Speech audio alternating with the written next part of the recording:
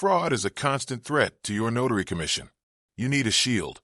The book by Derek Spruill, Notary Fraud Shield, could provide you with some advice.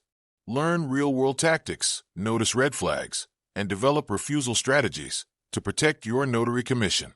Buy your copy of Notary Fraud Shield by Derek Spruill from any online bookstore, Amazon.com, Barnes & Noble Bookstore, booksofmillion.com, bookshop.org, Mobile Notary by DerekSpruill.com, or download from Kindle to obtain your essential notary book to help with all your notarization starting today. Welcome back to the studio, learners. You are tuned in to Notary Knowledge, the show where we take the ink-stained, often misunderstood world of notarization and turn it into pure business gold. It is great to be back. We are back at the microphones today, and the energy in here is palpable because we are tackling a topic that I'm just going to say it might change the way you look at your stamp forever. I think it will. We are keeping it fun, we are keeping it fast-paced, and we are keeping it strictly for the serious notary who is ready to, level up their game. And you are so right. The energy is high today because we are really shifting gears. For those of you who have been with us for a while, you know my role here is to help us slow down just enough to see the strategy behind the signature. Right. Because, as we always say, today isn't just about stamping paper. It is about building a business architecture that sustains itself. We are moving beyond the transaction and looking at the entire ecosystem. Exactly. We are not just witnesses. We are business owners, helping other business owners. Now, before we get to the meat of the discussion, we have a little housekeeping to take care of. The important stuff. First off, if you are getting value from these discussions, please hit that like button, share this with your notary circle, and subscribe. We are building a community here, and we want you on the ground floor. I really do. The algorithm loves engagement, but more importantly, sharing this knowledge raises the standard for the whole industry. Yeah. When one of us gets better, we all get better. That is the absolute truth. A rising tide lifts all boats, and in this industry, knowledge really is the currency that separates the hobbyists from the professionals. And speaking of getting better, if you are sitting there thinking, I need more, I need the blueprint, I need the manual, then you need to stop what you are doing right now and pick up the Notary Knowledge books by Derek Spruill. These aren't just books. They are the manual for modern notary success. They are available now, so go grab them. I cannot recommend them enough. They really do bridge that gap between theory and actual practice. Yeah. In our previous discussions, we have talked a lot about the foundation of general notary work. The basics. We've talked about being mobile, about being available, about the logistics of just getting from point A to point B. But today, we are pivoting. We are taking that foundation and building a skyscraper on it. We are moving from being a service provider to being really a business consultant. I love that distinction. Moving from I stamp things to I solve business problems. So let's introduce the focus of today's show. It is a little acronym with a massive impact. A huge impact. Today we are talking about the Startup Starter, Notarizing Assumed Name Certificates, and DBA Filings. The DBA. The DBA. Now, I know what some of our listeners might be thinking. DBA, doing business as. That sounds about as exciting as watching paint dry. But stick with us. Please do. Because while it sounds dry on the surface, I honestly believe the DBA is the gateway drug to lifelong client relationships. It's the entry point. It really is, and I think that is the perfect way to frame it. If we look at the notary's role in the broader economy, we often think of ourselves as the last step in a long process. Right, the final signature. The loan is approved, the underwriters have signed off, now they need a notary. The will is written by the lawyer, now they need a notary. We're the cleanup group. But with a DBA, the notary is often the foundational architect. You are there at the very, very beginning, laying the first brick of someone's dream. Foundational architect. I like that. That's a strong title. Yeah. But let's pressure test that a little bit. Okay. Most notaries, like I said, feel like the cleanup crew, not the architect. We show up when the paperwork is done. How does a DBA filing actually put us at the front of the line? That's a great question. Because usually people don't call us until they're already in trouble or, stuck at a bank. That is exactly the point. The stuck moment is the beginning of their formal journey. When someone is filing a DBA, they are usually just starting out. A side hustle. They have a dream, a hustle, a side gig, and they are trying to make it official. But let's back up and define this for the learners who might strictly do loan signings or other general work. what exactly is a DBA in this context? Right. Let's strip the legalese away. Let's make it simple. So, based on the source material we have been looking at, a DBA, which stands for Doing Business As, is essentially an alias for a business. An alias, okay. In some places, it's called a fictitious business name, a trade name, or an assumed name. But the concept is universal. It is the bridge for a sole proprietor. Okay, so lay out the scenario for us. Yeah. Why does a sole proprietor need a bridge? Where are they going? Imagine you are a sole proprietor. Legally, you and the business are the same entity. If your name is John Smith, your business is John Smith. You can operate that way forever if you want. You can just cash checks to John Smith. Simple. Simple. But if John wants to open a landscaping company and call it Green Thumb Gardens, he can't just start cashing checks made out to Green Thumb Gardens. Okay, the bank's not going to like that. The bank doesn't know who that is. The government doesn't know who that is. He has to legally register that name so the public knows that Green Thumb Gardens is actually John Smith. It's a consumer protection thing, really. I saw a great analogy in the research for this. Yeah. It is like Clark Kent and Superman. It is the perfect way to visualize it. I love that one. Tell me more. Clark Kent is the legal entity, the individual, the taxpayer, John Smith. Superman is the trade name, the public persona, the brand, Green Thumb Gardens. I love that. The DBA filing is the phone booth where that transformation is legally recognized.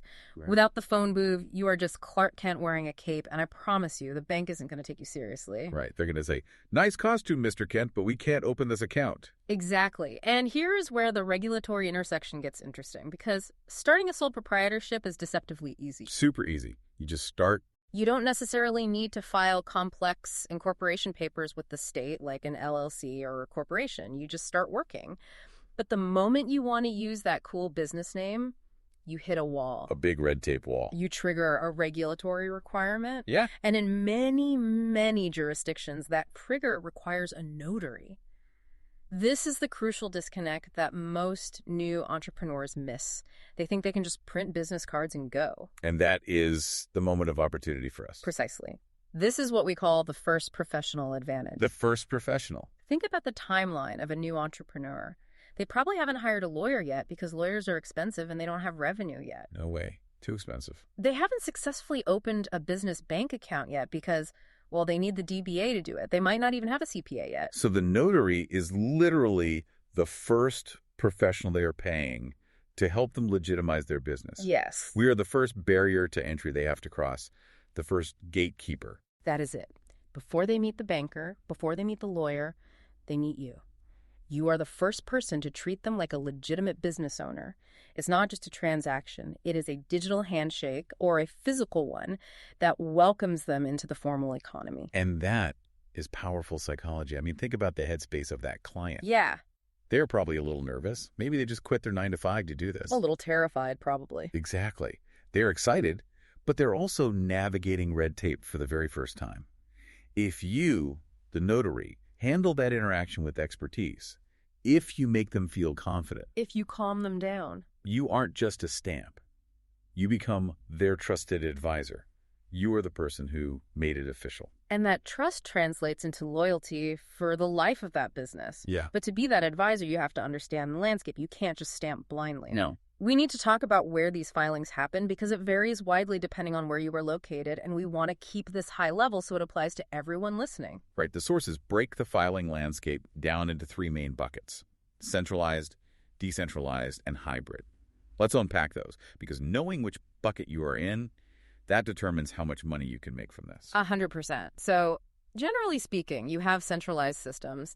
This is usually at the state level, like the Secretary of State or a Department of Revenue. Okay, the big state office. In these systems, a lot of the filing has moved to digital self-certification. You log in, you type it in, you pay a fee with a credit card. So notaries are less involved there. Less involved, though not entirely absent, depending on the specific state's rules. But it's tougher. Okay, so that is the digital route. Low friction, but also low opportunity for the mobile notary. But the gold mine seems to be the decentralized system. Exactly. Decentralized usually means county level. This is the sweet spot for notaries. And the sweet spot, I like that. In these jurisdictions, the county clerk or the recorder of deeds, handles the assumed name certificates. And because it is a county record often dealing with local property or local banking rules, they almost always require a physical form with a wet signature and mandatory identity verification. Which means they need us. They need a notary to look at their ID, look at the form, and say, yes, you are who you say you are, and you are signing this voluntarily. Correct. And here is the nuance. Even in some states where the registry is online, the identity proofing part is still physical. Oh, interesting. You might have to notarize an affidavit that then gets scanned and uploaded, so you need to know your local flow. And then, of course, you have the hybrid states, which are a mix of both, depending on the entity type. It can get complicated. But regardless of the specific jurisdiction, the why is universal. Why is this client standing in front of you? I know this one, actually.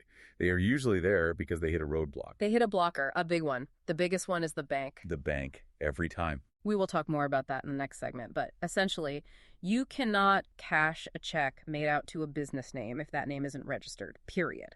It is a fraud prevention measure. And the second blocker is contracts. Ooh. You can't enforce a contract signed by Green Thumb Gardens if Green Thumb Gardens doesn't legally exist on paper. You have no legal standing. And the third one is local permits. You want a sign in front of your shop. You want a vendor's license for the farmer's market. You need that DBA certificate. So when you understand that, you realize the client is often in a rush. They are stuck. They can't get paid. They can't open the account. They can't hang their sign until you do your job. That's it. That puts the notary in a position of being a hero. You are the unblocker. The unblocker. That really emphasizes that we're solving a pain point. And when you solve a pain point, people remember you. They tell their friends. But catching them at that moment, finding them right when they hit that wall, that requires strategy. It does. It requires marketing. Oh, and we have some killer marketing strategies coming up. We are going to talk about how to find these people before they even know they need you. It's fascinating. But first, we're going to take a quick break. Don't go anywhere, learners. We will be right back. Commercial break 1. Welcome back to Notary Knowledge. We are talking about the startup starter using DBA filings to launch long-term client relationships. Before the break, we established that the notary is often the first pro a new business owner meets. A crucial position to be in. But here's the million-dollar question. How do we find them? How do we get in front of these people? Well, that is the question. Usually, notaries wait for the phone to ring. They wait for someone to search notary near me. But if we are targeting the pre-formation client, we have to be smarter. We have to look at search intent. Search intent. Okay, break that down for us. It sounds a bit like marketing jargon. It is, but it is so critical. Think about the person starting that landscaping business. It is 2 a.m. on a Tuesday. They are on their laptop stressing out about how to get their business going. Been there. They aren't searching for a notary yet. They don't even know they need one. What are they searching for? We are searching for instructions. Things like how to start a business or how to get a business license in my town. Exactly. Or even more specifically, how to file a DBA in my county or assumed name certificate requirements. They're looking for procedural information, a roadmap. So this is a massive opportunity for notaries to create content. A massive one. Instead of just having a website that says, I stamp things or mobile notary services, you should have a blog post or a checklist. With what title? Create a page on your site titled Your Step-by-Step Guide to Filing a DBA in Your County. Explain the steps. Link to the actual form on the county clerk's website. Be the helpful resource. Okay. And then, in big bold letters, you have step 3. You must have this form notarized before filing. But isn't that giving away the farm? I mean, if I tell them exactly how to do it and link them to the county site, why do they need me? Because they can't do step 3 alone. That is the beauty of it. It's a required step they cannot complete without you. You give them the roadmap, but the roadmap requires a guide for the final mile. By explaining the form to them, you establish yourself as the expert. They already trust you. So when they get to the line that says Notary Public, who are they going to call? The person who explained it all to them in the first place? The person who already helped them for free. That makes so much sense. You catch them upstream. You are capturing the traffic before it even becomes notary traffic. You are capturing business formation traffic. You become the resource. And honestly, these forms can be confusing. Grantor, grantee, registrant versus owner. If you have a little FAQ on your site explaining what those terms mean, you're saving them a huge headache. That's genius. Yeah. It's about being helpful first. Now, let's talk about the physical world. We mentioned the banks earlier. This creates what the sources call the referral loop. I love this concept. It's powerful. But I want to know the mechanics. How does a notary actually walk into a bank and get referrals without getting kicked out by security? The referral loop is one of the strongest B2B strategies a notary can have, but you have to approach it correctly. You don't go in selling.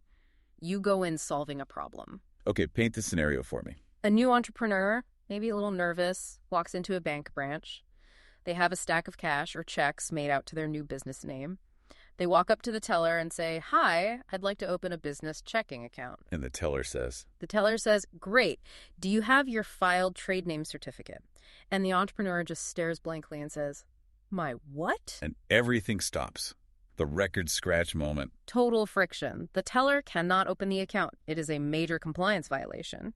So now the teller has a problem. They can't get the deposit, and banks are in the business of getting deposit. The client has a problem. The client has a problem. They can't open the account. They're stuck. So how does the notary insert themselves there? Do we just, leave a stack of business cards on the counter next to the lollipops? Cards on the counter usually get thrown away by the cleaning crew. Right. You need to talk to the decision makers. You politely ask to speak to the branch manager or the small business specialist. And what do you say? And you say something like this: "Hi, my name is your name, and I'm a local mobile notary. I see a lot of new business owners who get stuck and confused about the DBA filing process. I know that stops them from opening accounts with you." You're showing empathy for their problem. Exactly. Then you say, "I specialize in helping them get that paperwork done correctly and quickly so they can come right back here and deposit their money with you." Oh, I like that. You aren't selling your services. You are offering them a solution to their rejected accounts problem. You're helping them make money. You are saying, "I am the person who fixes the client so they are ready for you."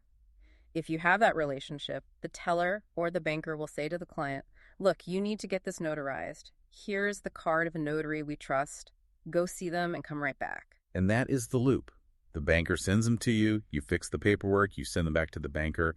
Everybody wins. The client is happy, the bank is happy, you're happy. And once you establish that relationship with a few key branches, it feeds you consistently. You don't have to market to every single new business owner. You just have to market to the 5 bankers who see all of them. Work smarter, not harder. I love it. Now, there's another piece to this, the educational role. We saw in the sources that in some jurisdictions, you need multiple copies of the certificate. Yes. Tell us about that, because that sounds like a rookie mistake waiting to happen. It is a classic rookie mistake for both the client and sometimes the notary. In many counties, when you file the original DBA form, the clerk takes it and keeps it. For their records. It goes into the public record vault. It's gone. So the client walks out empty-handed. Maybe they get a little receipt, but then they go to the bank, and the bank wants a certified copy of the certificate for their files. Okay. Or they go to get a vendor license, and the city hall wants a certified copy.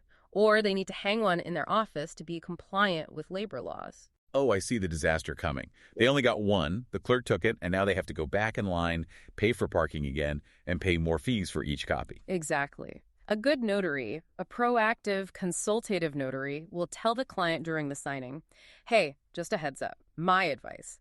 When you go to the clerk, ask for 3 certified copies right then and there. 1 for the bank, 1 for the office wall, and 1 for your records." That is such a small tip, but it saves the client hours of frustration. It's a huge value add. It builds immense trust. You stop being a commodity and start being an advisor. You are looking out for the best interest, and that trust is what allows you to expand the relationship later on. Which leads us perfectly into our next section. Okay. We got the DBA signed, the business is legal, Superman has his cape. But the relationship shouldn't end there. Absolutely not. We are going to talk about how to future-proof that client and follow the business life cycle right after this. Commercial break 2. And we are back. You are listening to Notary Knowledge, and we are unpacking the long-term strategy behind DBA filings. So far, we've covered what a DBA is, how to catch clients with SEO, and how to build that referral loop with bankers. The foundational stuff. But let's look at the long game. The source material talks about following the business life cycle. What does that mean in practice? This is so crucial. If you treat the DBA as a one and done, you are leaving so much money on the table. A business is a living thing. It grows, it evolves, and as it grows, its legal needs change. So walk us through the follow-up schedule. The client leaves your table with their notarized form. What happens next? The sources suggest a proactive follow-up schedule. First, you have the 30-day check-in. This is simple. You send a quick email or text. Hey, just checking in. Did you get your bank account opened okay? Did the county accept the filing without any issues? It's nice. It shows you care. But is there a business motive there? Ideally, yes. It prompts them. It puts you top of mind. They might say, yes, the account is open. Thank you so much. But now I need to sign a lease for office space. Boom. That lease might need notarization. Or maybe they need a guarantor form signed by a family member. You are reminding them that you exist right when they are entering the next phase of their business journey. Okay, so that's the immediate follow-up. What about down the road a bit? Then you look at the 6-month mark. We call this the business health check. By now, if they are successful, they might be thinking about hiring Employees. That's a big step. Huge step. Do they need employment contracts notarized? Do they need non-disclosure agreements or NDAs for new partners or key employees? Wow. Do they need background check authorizations notarized? Construction companies, specifically, often have lien waivers and contractor agreements that need notarizing around this time. I see. So you just reach out and ask, how is the business growing? Do you have any new contracts or employee paperwork coming up that I can help with? Precisely. You're not being pushy. You're being a proactive partner. And then you have the 1-year mark. This is about renewals. Okay. Some permits expire annually. Some professional certifications need to be renewed and notarized. Or maybe, just maybe, they are ready to incorporate moving from a DBA sole proprietorship to an LLC. That's the next level. And that requires a whole new set of documents, articles of organization, operating agreements. And because you stayed in touch, you are the natural choice for that LLC paperwork. You are the only choice because you've been there the whole time. You were part of their team now. They don't even think about calling anyone else. That's the goal. You're their go-to. I love that. Now let's talk about tools. We are in the modern age. The modern entrepreneur is busy. They are running around, maybe working from a job site, maybe from a coffee shop on a laptop. How does technology fit into this relationship? This is where remote online notarization, RON, becomes a huge value proposition. We saw in the sources that for a small business owner, especially a tradesperson, leaving the job site is money lost. That is so true. If I am a contractor and I have to shut down my crew to drive 30 minutes to meet a notary, I'm losing billable hours. It's expensive. It's very expensive. So if you can offer RON, you are telling that business owner, I value your time. I respect your hustle. You can hop on a secure video call, verify their ID digitally, sign the document, and they never have to leave their desk or their truck. It's a productivity hack for them. You're saving them time and money. It is. And it is also about perception. If you have a slick website, online booking, and you offer a modern solution like RON, it reflects well on them. Business owners want to work with other professionals who are organized and tech-forward. That makes sense. It makes them feel like their business is in good hands. It is the like attracts like principle. If you look professional and efficient, they feel professional and efficient working with you. Absolutely. It elevates the whole experience. All right, this has been a masterclass in strategy. But now it is time for my favorite part of the show. We are going to turn to our listeners. Let's do it. It is time for Good Question. What would you do? I love this segment. And remember, learners, treat this advice as best practices based on the sources we've curated. Every situation is unique, but the principles usually hold true. Okay, first up, we have an email from Sarah. Sarah writes, I'm building my website. What are the top 3 keywords I should be using so people find me locally? Ooh, SEO again. We touched on this, but let's get specific for Sarah. This is a great fundamental question, Sarah. Based on the source material regarding niche search engine optimization, you want to avoid being too broad. If you just try to rank for notary, you're competing with the whole world. You'll be on page 50 of Google. You need to own your backyard. So number 1 is mobile notary city town name, but be hyper local. If you are in a big city, don't just say the city name. Use specific neighborhoods or boroughs. Mobile notary midtown, people search for convenience. Hyper local. Got it. What's number 2? Number 2 connects directly to our topic today. Notary for assumed name certificate or DBA notarization, or even FBN notary, depending on your local term. You want to target the specific pain point. If someone searches that, they have a very specific, urgent need, and you want to be the answer that pops up first. And number 3? The classic notary near me.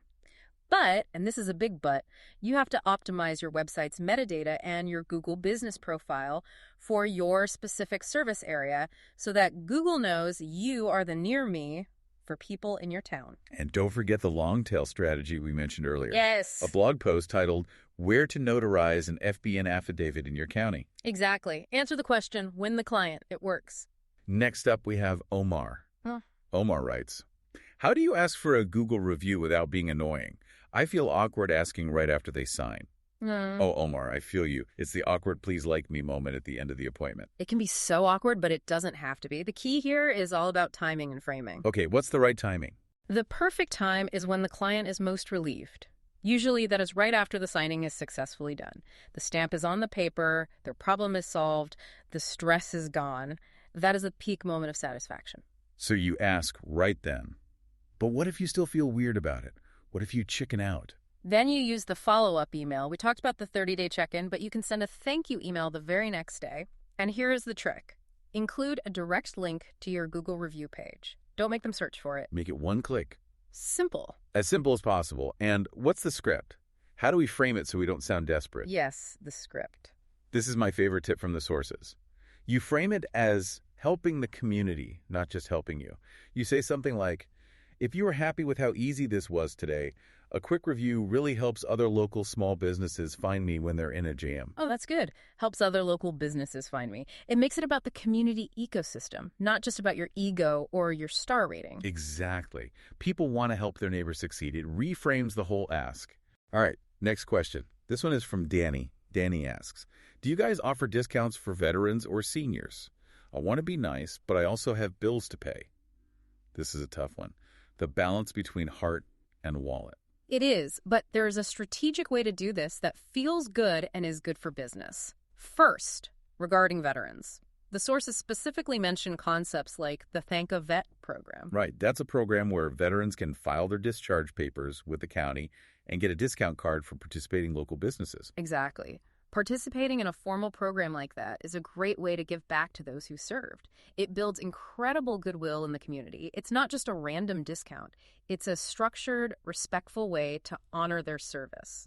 And what about general discounts for seniors or others? If you just give money away, you go broke. Correct. So think about loyalty programs instead of one-off discounts. Instead of just cutting prices randomly, offer a discount for repeat business or a business health check bundle we talked about earlier. So something like come back for your next document within 6 months and get 10% off. Exactly. It creates an incentive for them to return. And honestly, goodwill drives referrals. If you give a senior a small break on their one document, they might tell their whole church group or their retirement community about the nice notary who helped them. That referral marketing pays the bill in the long run. That is so true. Goodwill is its own kind of currency. Okay, next up, Nancy. She asks, is it worth joining the local Chamber of Commerce for a notary business, or is that a waste of money? Is the chamber old-fashioned? Not at all. For this specific niche, it is absolutely worth it. The sources highlight chambers of commerce as primary ecosystems for new sole proprietors. It's where they go to network. But you can't just pay the fee and disappear, right? You have to participate. No. If you just put a sticker on your window, it's a total waste of money. The strategy is to position yourself as an expert within the chamber. Offer to host a free workshop. A workshop on what? Notary stamps. No, a workshop on essential documents for startups. Or 5 legal mistakes new businesses make. You stand up in front of the room, you explain the DBA, you explain the importance of notarized contracts. Suddenly, you aren't just a member, you are the authority. And you are in the room with the bankers, the lawyers, the real estate agents, the insurance agents. All of them. Those are your B2B referral sources, all in one place. Exactly. It connects you to the entire local business network in one afternoon. It's incredibly efficient. Okay, last question. This is from Side Hustle Stan. Love the name. Great name. Stan writes, I want to add services, fingerprinting or wedding efficient. Which one pairs better with general notary work?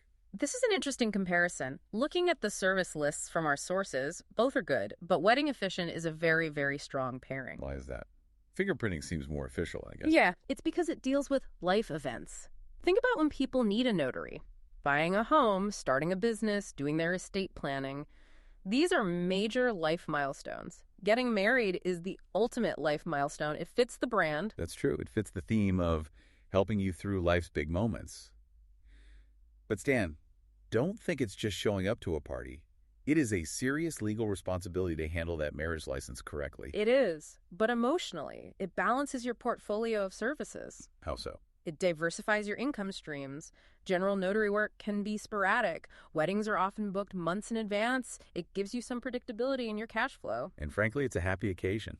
Notarizing a divorce decree, not so fun. Notarizing a power of attorney for someone going into the hospital, super stressful. Very stressful. But a wedding, it balances out the serious, sometimes sad legal documents with something celebratory and joyful. It brings a completely different energy to your business, for sure. It's a great way to avoid burnout. Well, Stan, I say go for the weddings. Get ordained and balance that portfolio. We have covered a lot of ground today. From the Clark Kent identity of the DBA to the marketing referral loop with bankers and even to wedding officiating. It's been a full journey. So if we had to boil this entire conversation down to one main takeaway for our learners, what is it? The main takeaway is this. The DBA is your foot in the door. It is your opportunity to stop being a stamp for hire and start being a trusted business consultant. You are helping someone launch their dream. If you treat that moment with the respect and expertise it deserves, and if you guide them through it, you earn a client for life. Beautifully said. You are the unblocker. You are the foundational architect. And I'll leave you with this final thought to chew on. Are you waiting for the phone to ring? Or are you creating content blogs, checklists, workshops that answers the questions your future clients are asking Google right now? The clients are out there searching for how to start a business. Go answer them. That is the challenge, learners. Go be the answer. And hey, if you want to fast track this success, I'm going to remind you one more time. Go buy the Notary Knowledge books by Derek Spruill. They are the toolkit you need to build this business. Essential reading, for sure. And we want to hear from you. If you have a sticky situation, a burning question, or just a funny story from the field, please email us. The address is derek@derekspruill.com. We read them all, and we will try to answer as soon as possible at the end of our shows, just like we did today. We love the questions. Thank you so much for tuning in. To all our learners out there, keep learning, keep signing. And stay professional. See you next time. Are you trying to grow your notary business? Introducing the book, Notary Niche Navigator, your guide to loans, signings, apostils, I-9s, and more by Derek Spruill. Build up your business and become the notary in your town that everyone calls for service.